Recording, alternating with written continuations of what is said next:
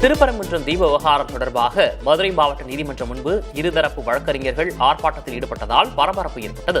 இந்த விவகாரத்தில் 2014 உயர்நீதிமன்ற மதுரை கிளை வழங்கிய பழைய தீர்ப்பை நடைமுறைப்படுத்த கோரி சமத்துவ வழக்கறிஞர்கள் ஆர்ப்பாட்டம் நடத்தினர். அதே நேரம் திருப்பரங்குன்றம் மலை உச்சியில் உள்ள தூணில் தீபம் ஏற்ற வேண்டும் என்ற தற்போதைய உயர்நீதிமன்ற தீர்ப்பை நிறைவேற்ற கோரி பாஜக வழக்கறிஞர்கள் ஆர்ப்பாட்டத்தில் ஈடுபட்டனர். ஒரே நேரத்தில் இருதரப்பினரும் ஒரே இடத்தில் முழக்கங்களை எழுப்பியதால் பரபரப்பு ஏற்பட்டது.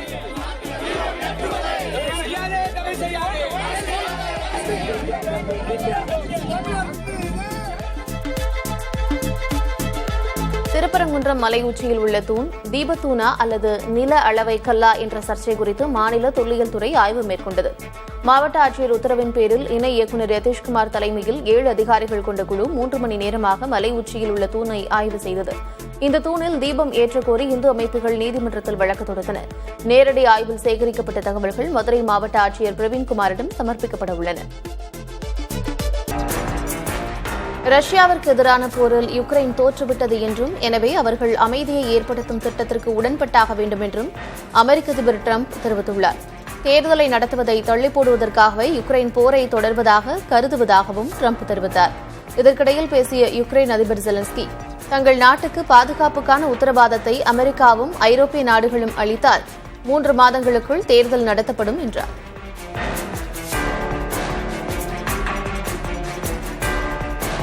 கடந்த 2 மாதங்களில் 2000 கோடி ரூபாய் மதிப்புள்ள உரிமை கோரப்படாத பணம் உரியவர்களிடம் ஒப்படைக்கப்பட்டுள்ளதாக பிரதமர் மோடி தெரிவித்திருக்கிறார்.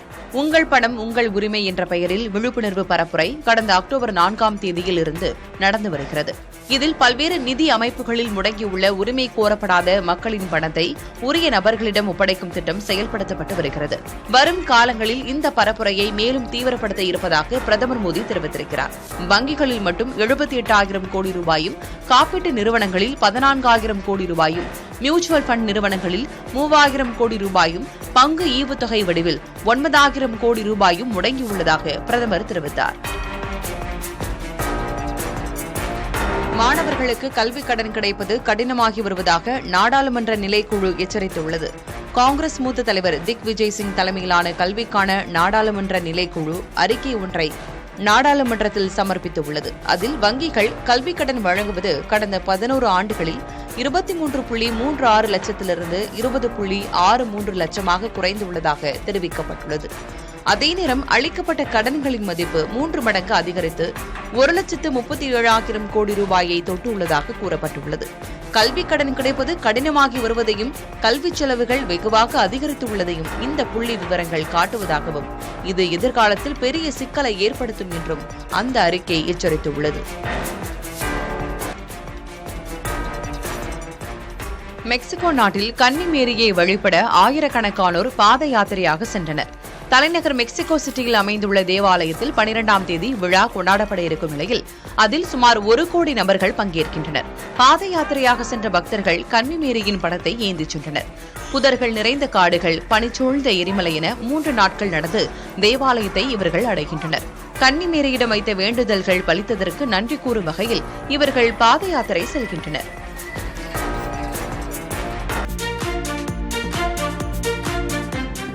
சென்னை 110வது வார்டுக்குட்பட்ட ஆழ்வார்பேட்டை பகுதியில் உள்ள வாக்குச்சாவடியில் என் வாக்குச்சாவடி வெற்றி வாக்குச்சாவடி பரப்புரையின் 2ஆம் கட்டத்தை தமிழக முதலமைச்சரும் திமுக தலைவருமான மு.க.ஸ்டாலின் துவக்கி வைத்துள்ளார். இதுகுறித்து எக்ஸ் தளத்தில் பதிவிட்ட முதலமைச்சர், எந்த ஷா வந்தாலும் எத்தனை திட்டம் போட்டாலும் தமிழ்நாடு என்றைக்குமே டெல்லிக்கு அவுட் ஆஃப் கண்ட்ரோல் தான் என்று கூறியுள்ளார்.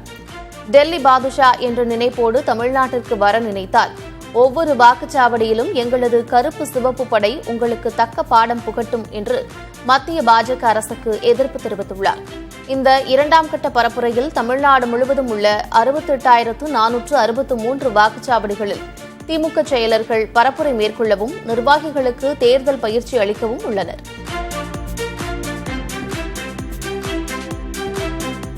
நில அளவர்கள் மற்றும் வரைவாளர் பணிக்கு தேர்வு செய்யப்பட்டவர்களுக்கான பணி நியமன ஆணைகளை முதலமைச்சர் மு.க.ஸ்டாலின் வழங்கினார். சென்னை தலைமைச் செயலகத்தில் நடைபெற்ற நிகழ்ச்சியில் தமிழ்நாடு அரசு பணியாளர் தேர்வாணையம் மூலம் 376 நில அளவர்கள் மற்றும் 100 வரைவாளர்கள் பணியிடங்களுக்கு தேர்வானவர்களுக்கான பணி நியமன ஆணைகளை முதலமைச்சர் மு க ஸ்டாலின் வழங்கினார். ஓய்வு பெற்ற 42 பத்திரிகையாளர்களுக்கு மாதந்தோறும் 12,000 ரூபாய் ஓய்வூதியம் வழங்குவதற்கான ஆணைகளையும் வழங்கினார். சேந்தமங்கலம், பந்தலூர், கீழ்பெண்ணாத்தூர் ஆகிய வட்டங்களில் 13,97,00,000 ரூபாய் மதிப்பில் கட்டப்பட்டுள்ள செயல்முறை கிடங்கு வளாகங்களையும் திறந்து வைத்தார். தஞ்சை, நாகை, மயிலாடுதுறை, கடலூர் உள்ளிட்ட 7 மாவட்டங்களில் 332,46,00,000 ரூபாய் மதிப்பீட்டில் கட்டப்படும் 10 நவீன நெல் சேமிப்பு வளாகங்களுக்கும் முதலமைச்சர் மு க ஸ்டாலின் அடிக்கல் நாட்டினார்.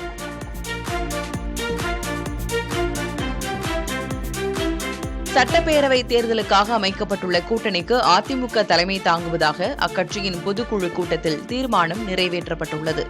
சென்னை வானகரத்தில் அதிமுக பொதுக்குழு கூட்டம் தற்காலிக அவைத் தலைவர் கே பி முனுசாமி தலைமையில் நடைபெற்றது. அதில் 16 தீர்மானங்கள் நிறைவேற்றப்பட்டன. திமுகவை வீழ்த்த ஒத்த கருத்துடைய கட்சிகளுடன் கூட்டணி என அதிமுக பொதுக்குழுவில் தீர்மானம் நிறைவேற்றப்பட்டது. கூட்டணியில் இடம்பெறும் மேலும் சில கட்சிகள் குறித்து முடிவெடுக்கும் முழு அதிகாரத்தை அதிமுக பொதுச் செயலர் எடப்பாடி பழனிசாமிக்கு ஒருமனதாக வழங்கப்படுவதாக பொதுக்குழுவில் தீர்மானம் நிறைவேற்றப்பட்டுள்ளது. வரும் 2026ஆம் ஆண்டில் பழனிசாமியை முதல்வராக்குவோம் என்றும் அதிமுக பொதுக்குழு தீர்மானம் நிறைவேற்றியுள்ளது. தமிழ்நாட்டில் பெண்களுக்கு பாதுகாப்பில்லாத சூழல், பாதாளத்தில் நிதி நிலைமை இருப்பதாக கூறி திமுக அரசுக்கு கண்டனங்களை தெரிவித்து அதிமுக பொதுக்குழுவில் தீர்மானங்கள் நிறைவேற்றப்பட்டுள்ளன. சென்னை வானகரத்தில் நடைபெற்ற அதிமுக பொதுக்குழு கூட்டத்தில் நிறைவேற்றப்பட்ட 16 தீர்மானங்களில் திமுக அரசு மீது அடுக்கடுக்கான குற்றச்சாட்டுகளை முன்வைத்து 12 தீர்மானங்கள் இடம்பெற்றுள்ளன. தமிழ்நாட்டில் சட்டம் ஒழுங்கு சீரழிந்துள்ளதாகவும் தொடரும் கொலை, கொள்ளை என பாதுகாப்பற்ற நிலையில் தமிழகத்தை வைத்திருப்பதாக கூறி கண்டனம் தெரிவிக்கப்பட்டது. பட்டியலினத்தை இழிவு செய்வதும் ஒடுக்கப்பட்டவர்களை ஒதுக்கி வைப்பதும் திமுக ஆட்சியில் நடப்பதாகவும் கூறி கண்டனம் தெரிவிக்கப்பட்டது. தொழில்துறையில் தமிழ்நாடு பின்தங்கியுள்ளதாகவும் தமிழ்நாட்டின் நிதிநிலை மோசமாக இருப்பதாகவும் கண்டனம் தெரிவிக்கப்பட்டு தீர்மானங்கள் நிறைவேற்றப்பட்டுள்ளன. நீட் தேர்வு ரத்து, கல்விக் கடன் ரத்து போன்ற திமுகவின் வாக்குறுதிகள் என்னவாயிற்று என அதிமுக பொதுக்குழு கேள்விகளை முன்வைத்து தீர்மானம் நிறைவேற்றியுள்ளது. கடந்த தேர்தலில் 525 வாக்குறுதிகளை திமுக அளித்ததாகவும் அவற்றில் மிக குறைவான வாக்குறுதிகளை மட்டுமே அறகுறையாக நிறைவேற்றியுள்ளதாகவும் அதிமுக பொதுக்குழு தெரிவித்திருக்கிறது. நீட் தேர்வு ரத்து, கல்விக் கடன் ரத்து, பழைய ஓய்வூதிய திட்டம் போன்ற எண்ணற்ற வாக்குறுதிகளை கிடப்பில் போட்டு அனைத்து தரப்பு மக்களையும் திமுக அரசு ஏமாற்றி வருவதாகவும் அதிமுக பொதுக்குழு கண்டனம் தெரிவித்திருக்கிறது. அம்மா உணவகம், அம்மா மருந்தகம் செயல்பாடுகள் தொய்வடைந்து உள்ளதாகவும் உழவர்கள், மீனவர்கள், நெசவாளர்கள் அவதியடைந்து வருவதாகவும் குற்றம் சாட்டப்பட்டுள்ளது.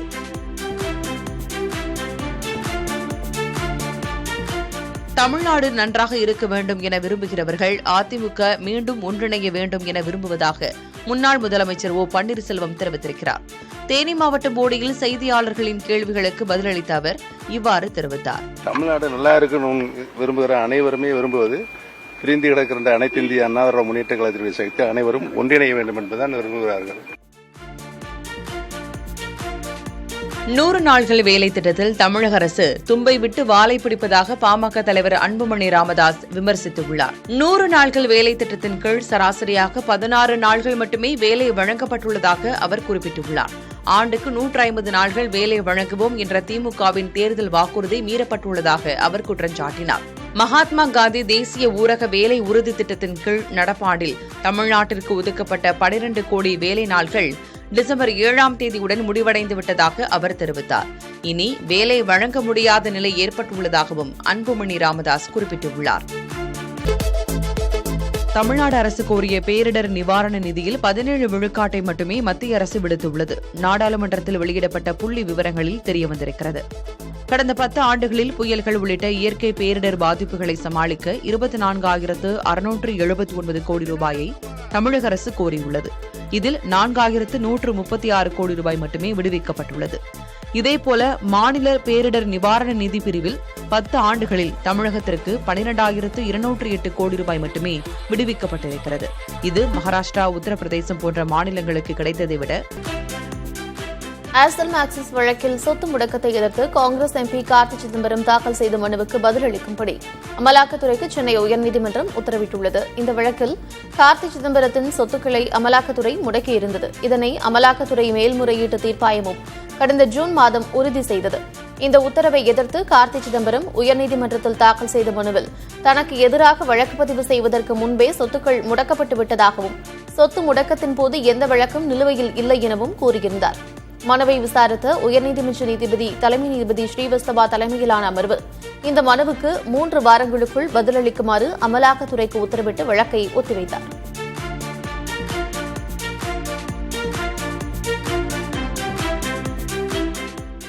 மூதறிஞர் ராஜாஜியின் 147வது பிறந்தநாள் விழா தமிழக அரசு சார்பில் கொண்டாடப்பட்டது. கிருஷ்ணகிரி மாவட்டம் ஓசூர் அருகே தொரப்பள்ளியில் உள்ள ராஜாஜி நினைவு இல்லத்தில் இந்த நிகழ்வு ஒருங்கிணைக்கப்பட்டது. ராஜாஜியின் திருவுருவப் படத்திற்கும் சிலைக்கும் கிருஷ்ணகிரி மாவட்ட ஆட்சியர் உள்ளிட்டோர் மாலை அணிவித்து மலர் தூவி மரியாதை செலுத்தினர்.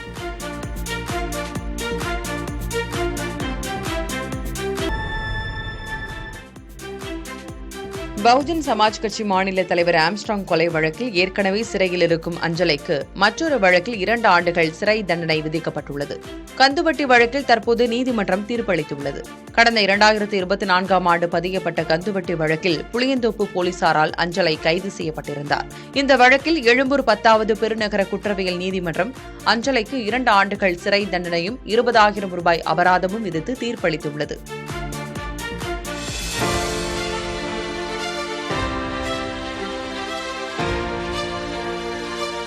கோவை செம்மொழி பூங்கா நாளை முதல் பொதுமக்கள் பயன்பாட்டிற்கு திறக்கப்படும் என மாநகராட்சி நிர்வாகம் தெரிவித்துள்ளது. கோவை காந்திபுரம் பகுதியில் 208 கோடி ரூபாய் மதிப்பீட்டில் முதற்கட்டமாக 45 ஏக்கர் பரப்பளவில் செம்மொழி பூங்கா அமைக்கப்பட்டுள்ளது. பல்வேறு நவீன வசதிகளோடு கூடிய இந்த பூங்கா கடந்த மாதம் 25ஆம் தேதி முதலமைச்சரால் திறந்து வைக்கப்பட்டது. டிசம்பர் 1ஆம் தேதி முதல் பொதுமக்கள் பயன்பாட்டுக்கு திறக்கப்படும் என கூறப்பட்டிருந்த நிலையில் அது தள்ளிப்போனது. இந்நிலையில் நாளை முதல் பொதுமக்கள் பயன்பாட்டுக்கு வரும் பூங்கா பல்வேறு வசதிகளோடு ரம்மியமாக காட்சியளிக்கிறது.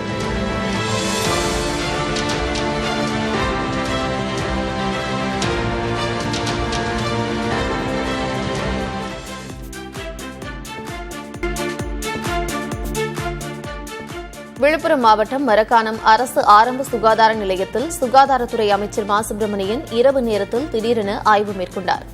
மருந்துகள் இருப்பை ஆய்வு செய்ததோடு பதிவேட்டில் இருந்த நோயாளிகளுக்கு தொலைபேசி மூலம் தொடர்பு கொண்டு சிகிச்சையின் தரம் குறித்து கேட்டறிந்தார். அப்போது மருத்துவர்கள் வைத்த கோரிக்கையை ஏற்று ஆரம்ப சுகாதார நிலையத்திற்கு உடனடியாக தூய்மை பணியாளர்களை பணியில் அமர்த்த நடவடிக்கை எடுப்பதாக அமைச்சர் உறுதியளித்தார்.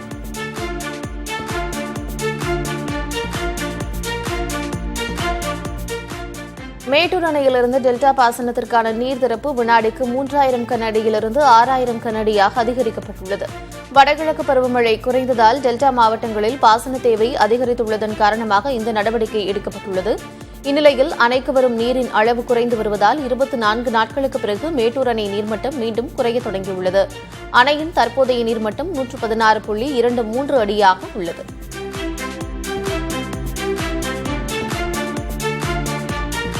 தமிழ்நாட்டின் தென்பகுதியில் முதல் முறையாக விருதுநகர் மாவட்டம் ஸ்ரீவில்லிபுத்தூர் அருகே உள்ள செண்பகத்தோப்பு வனப்பகுதியில் புதிய கற்கால நாகரிகத்திற்கான வலுவான ஆதாரம் கண்டுபிடிக்கப்பட்டுள்ளது. ராமநாதபுரம் தொல்லியல் ஆய்வு நிறுவனத்தின் தலைவர் ராஜகுரு மற்றும் சிவகுமார் ஆகியோர் நடத்திய ஆய்வில் வனத்துறை சோதனைச் சாவடிக்கு அருகில் உள்ள ஒரு பாறையில் புதிய கற்கால கோடாரிகளை பயன்படுத்தும் தேய்ப்பு பள்ளங்கள் கண்டறியப்பட்டுள்ளன. மொத்தம் 4 பள்ளங்கள் இருக்கின்றன. நேராக உள்ள பள்ளங்கள் கருவிகளை வழுவழுப்பாக்கவும், குறுக்காக உள்ள பள்ளம் கருவிகளை கூர்மைப்படுத்தவும் பயன்படுத்தப்பட்டிருக்கலாம் என்று ஆய்வாளர்கள் கருதுகிறார்கள்.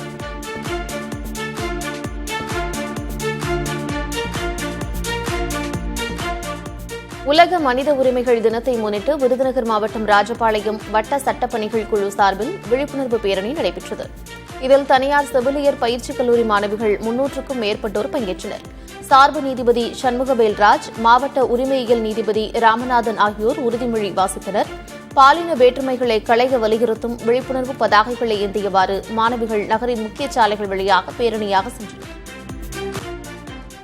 நீலகிரி மாவட்டம் கோத்தகிரி அருகே உள்ள தோட்டங்களில் சிறுத்தை ஒன்று உலவியதால் அந்த பகுதி மக்கள் அச்சமடைந்துள்ளனர். சமீப காலமாக இந்த பகுதியில் வனவிலங்குகளின் நடமாட்டம் குடியிருப்பு பகுதிகளில் அதிகரித்துள்ளது. இந்நிலையில் ஒரசோலை பகுதியில் காய்கறி மற்றும் தேயிலை தோட்டங்களின் வழியே சிறுத்தை கடந்து சென்றிருக்கிறது. சிறுத்தையை பிடிக்க உடனடியாக கூண்டு வைத்து அடர்ந்த வனப்பகுதிக்குள் விட வேண்டும் என்று அந்த பகுதி மக்கள் வனத்துறையினருக்கு கோரிக்கை விடுத்திருக்கிறார்கள்.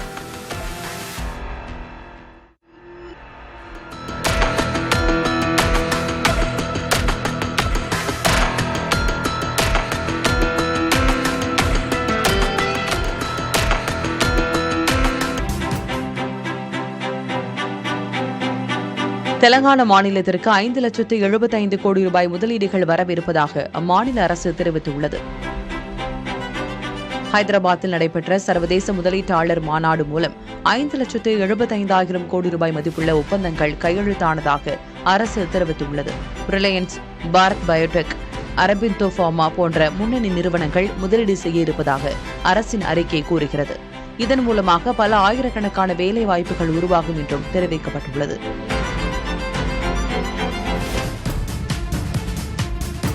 திரிணாமுல் காங்கிரஸ் கட்சியிலிருந்து நீக்கப்பட்ட எம்எல்ஏ ஹுமாயூன் கபீர் தானே அடுத்த கிங் மேக்கர் என கூறியுள்ளார்.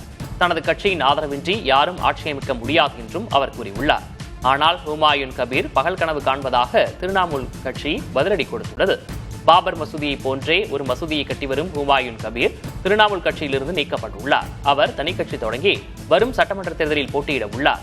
ஹுமாயூன் கபீர் தனிக்கட்சி தொடங்கி 135 தொகுதிகளில் போட்டியிடுவது இஸ்லாமிய வாக்குகள் சிதற வழிவகுக்கும் என கருதப்படுகிறது. இலங்கையின் மட்டக்களப்பு மாவட்டத்தில் கனமழையால் ஏற்பட்ட வெள்ளத்தில் யானைகள் தத்தளித்து வருகின்றன. செங்கலடி கருத்த பாலத்திற்கு அருகில் உள்ள வனப்பகுதி முழுவதையும் வெள்ளம் சூழ்ந்ததால் வனவிலங்குகள் கடுமையாக பாதிக்கப்பட்டுள்ளன. இதனால் வனவிலங்குகள் குடியிருப்பு பகுதிகளை நோக்கி படையெடுக்க தொடங்கியுள்ளன. வெறுப்பு பேச்சு, வெறுப்புணர்வு அடிப்படையிலான குற்றங்களை தடுப்பதற்கான சட்ட திருத்தம் கர்நாடகா சட்டப்பேரவையில் தாக்கல் செய்யப்பட்டுள்ளது. இம்மசோதாவின்படி வெறுப்பு பேச்சு, வெறுப்புணர்வு அடிப்படையிலான குற்றங்களை செய்பவர்களுக்கு 1 லட்சம் ரூபாய் வரை அபராதம், 10 ஆண்டு வரை சிறை தண்டனை விதிக்கப்படும். எழுத்து வடிவிலோ, பேச்சு வடிவிலோ, சைகை வடிவிலோ என எந்த வடிவிலும் மேடைகள், சமூகதளம் மற்றும் பல இடங்களில் எந்த தளத்தில் வெறுப்புணர்வை உமிழ்ந்தாலும் தண்டனை என சட்ட திருத்தத்தில் கூறப்பட்டுள்ளது. சாதி, மதம், மொழி, பாலினம், நிறம் என எந்த வடிவில் வெறுப்புணர்வு பரப்பப்பட்டாலும் தண்டனை உண்டு என கூறப்பட்டுள்ளது. கணினி விற்பனையில் ஏற்றுமதி இரட்டிப்பாகியுள்ளதாக தெரிவிக்கப்பட்டுள்ளது. ஏப்ரல் முதல் அக்டோபர் 2025ஆம் ஆண்டு வரையிலான காலகட்டத்தில் முந்தைய ஆண்டை விட 2 மடங்குக்கும் அதிகமாக உயர்ந்துள்ளதாக மத்திய வர்த்தக அமைச்சகம் தெரிவித்துள்ளது. ஏற்றுமதி வளர்ச்சி வீதம் ஆண்டுக்கு 114 விழுக்காடு அதிகரித்துள்ளது. முந்தைய ஏற்றுமதி மதிப்பு தோராயமாக 1,263 கோடி ரூபாயாக இருந்த நிலையில் தற்போதைய மதிப்பு 2,714 கோடி ரூபாயாக அதிகரித்துள்ளது. இந்தியாவின் தனிநபர் கணினிகளின் ஏற்றுமதி வலுவான வளர்ச்சியை எட்டியுள்ளது. திருப்பதி ஏழுமலையான் கோவில் நிர்வாகத்தில் உள்ள நிறை குறைகள் குறித்து பக்தர்களிடம் தேவஸ்தானம் கருத்து கேட்டு வருகிறது. ஆந்திர மாநிலத்தில் உள்ள அனைத்து கோவில்களிலும் பக்தர்களின் தேவைகளை அறிந்து சேவைகளை செய்ய வேண்டும் என முதலமைச்சர் சந்திரபாபு நாயுடு உத்தரவிட்டுள்ளார். அதன் அடிப்படையில் திருப்பதிக்கு வரும் பக்தர்களிடம் நேரடியாக கேள்விகளை கேட்டு கருத்துக்களை பெற்று வருகின்றனர். அதன் அடிப்படையில் அன்னதானம், கோவில் பிரசாதம் உள்ளிட்ட 17 அம்சங்களை முன்வைத்து கேள்விகள் கேட்டு பக்தர்களின் பதிலை பெற்று வருகின்றனர். 2026 சட்டமன்ற தேர்தலையொட்டி காங்கிரஸ் மூத்த தலைவர் ராகுல் காந்தி தமிழ்நாடு முழுவதும் நடைபெறவுள்ள கிராம கமிட்டி மாநில மாநாட்டில் பங்கேற்க உள்ளார். இந்த நிகழ்ச்சிகளை ஒருங்கிணைக்க குழுக்களை அமைத்து மாநில காங்கிரஸ் தலைவர் செல்லோ பெருந்தகை அறிவித்துள்ளார். அதன்படி நிகழ்ச்சிக்கான நிதிக்குழு தலைவராக தங்கபாலுவும், மாநாட்டு திடல் அமைப்பு, தங்கும் இடம் மற்றும் உபசரிப்பு குழு தலைவராக ரூபி மனோகரனும் நியமிக்கப்பட்டுள்ளனர். அதேபோல் காங்கிரஸ் பொதுச் செயலர் பிரியங்கா காந்தியும் தமிழ்நாட்டில் மகளிர் பேரணியை நடத்தவுள்ளார். இந்த நிகழ்ச்சிக்கான ஒருங்கிணைப்பு குழு MP ஜோதிமணி தலைமையில் அமைக்கப்பட்டுள்ளது. மேட்டூர் அணையிலிருந்து டெல்டா பாசனத்திற்காக நீர்த்திறப்பு வினாடிக்கு 3000 கனஅடியிலிருந்து 6000 கனஅடியாக அதிகரிக்கப்பட்டுள்ளது. வடகிழக்கு பருவமழை குறைந்ததால் டெல்டா மாவட்டங்களில் பாசன தேவை அதிகரித்துள்ளதன் காரணமாக இந்நடவடிக்கை எடுக்கப்பட்டுள்ளது. இந்த நிலையில் அணைக்கு வரும் நீரின் அளவு குறைந்து வருவதால் 24 நாட்களுக்கு பிறகு மேட்டூர் அணை நீர்மட்டம் மீண்டும் குறையத் தொடங்கியிருக்கிறது. அணையின் தற்போதைய நீர்மட்டம் 116.23 அடியாக தற்போது உள்ளது.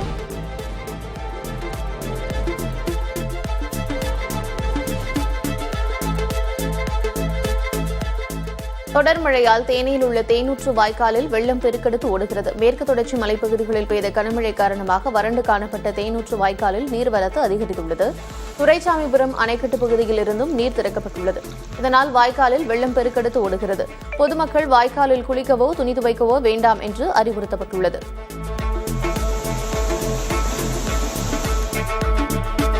சென்னையில் ஆபரண தங்கத்தின் விலை இன்று சற்று அதிகரித்துள்ளது. ஆபரண தங்கம் நேற்றைய தினம் கிராமுக்கு 12,000 ரூபாய்க்கு விற்பனையான நிலையில் இன்று கிராமுக்கு 30 ரூபாய் அதிகரித்து ஒரு கிராம் 12,030 ரூபாய்க்கு விற்பனையாகிறது.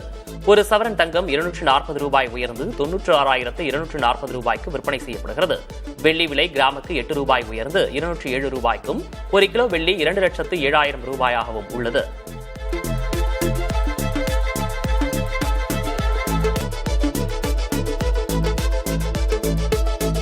கோவையில் கல்லூரி மாணவி கூட்டுப்பாலியல் வன்கொடுமை செய்யப்பட்ட வழக்கில் கைது செய்யப்பட்ட 3 பேரிடம் குற்றப்பத்திரிகை நகல் வழங்கப்பட்டது. இதைத் தொடர்ந்து 12ஆம் தேதி விசாரணை நடைபெற உள்ளது.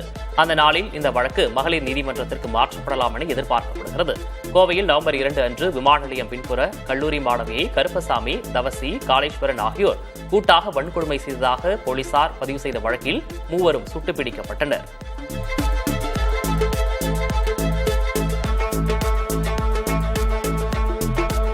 கிறிஸ்துமஸ் மற்றும் புத்தாண்டை ஒட்டி மைசூரிலிருந்து தூத்துக்குடிக்கு சிறப்பு ரயில் சேவை அறிவிக்கப்பட்டுள்ளது. மைசூரிலிருந்து ஓசூர், தருமபுரி, சேலம், நாமக்கல், கரூர் வழியாக இந்த சிறப்பு ரயில் தூத்துக்குடியை சென்றடைகிறது. டிசம்பர் 23 மற்றும் 27 ஆகிய தேதிகளில் மைசூரிலிருந்து மாலை 6:35 மணிக்கு புறப்பட்டு மறுநாள் காலை 11 மணிக்கு தூத்துக்குடிக்கு வந்தடைகிறது. டிசம்பர் 24 மற்றும் 28 ஆகிய தேதிகளில் மதியம் 2 மணிக்கு தூத்துக்குடியில் புறப்பட்டு மறுநாள் காலை 7:25 மணிக்கு மைசூரை அடைகிறது. ஏர்செல் மேக்சிஸ் வழக்கில் சொத்து முடக்கத்தை எதிர்த்து காங்கிரஸ் எம்பி கார்த்தி சிதம்பரம் தாக்கல் செய்த மனுவுக்கு பதிலளிக்கும்படி அமலாக்கத்துறைக்கு சென்னை உயர்நீதிமன்றம் உத்தரவிட்டுள்ளது. இந்த வழக்கில் கார்த்தி சிதம்பரத்தின் சொத்துக்களை அமலாக்கத்துறை முடக்கியிருந்தது. இதை அமலாக்கத்துறை மேல்முறையீட்டு தீர்ப்பாயமும் கடந்த ஜூன் மாதம் உறுதி செய்தது. இந்த உத்தரவை எதிர்த்து கார்த்தி சிதம்பரம் உயர்நீதிமன்றத்தில் தாக்கல் செய்த மனுவில் தனக்கு எதிராக வழக்கு பதிவு செய்வதற்கு முன்பே சொத்துக்கள் முடக்கப்பட்டு விட்டதாகவும், சொத்து முடக்கத்தின் போது எந்த வழக்கும் நிலுவையில் இல்லை எனவும் கூறியிருந்தார்.